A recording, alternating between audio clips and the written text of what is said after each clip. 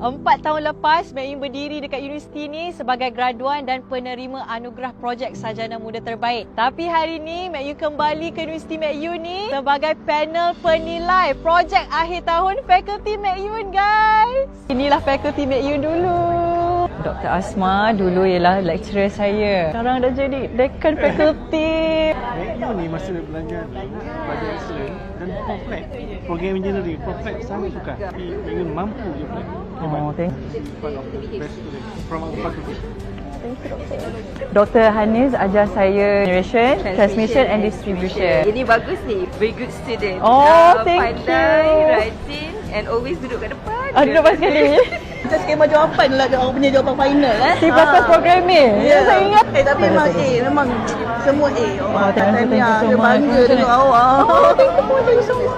Dulu saya pakai lab coat, pergi situ macam nervous kan, pegang produk tu. Bila saya pula menilai. Oh, wow. Jom kita cari panel penilai. Merah, dia hijau merah. So macam mana nak tahu dia real ataupun fake? Oh my god, doktor! Hi, doktor, how are you? Ni Dr. Fatih, supervisor final year project saya dulu. Sampailah saya dapat anugerah projek Sarjana Muda Terbaik. Mek Yun memang best student pun.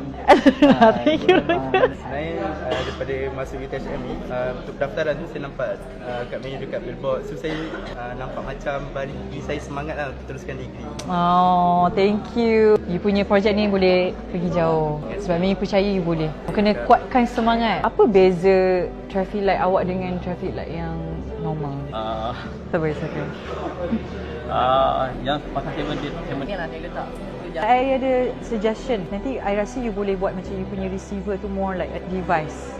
Saya masih percaya Mek Yun masih lagi seorang saintis. Intelijen tu masih ada di diri beliau lah. Yang cemerlang, iaitu CGPA beliau adalah 4.0, 4 flat.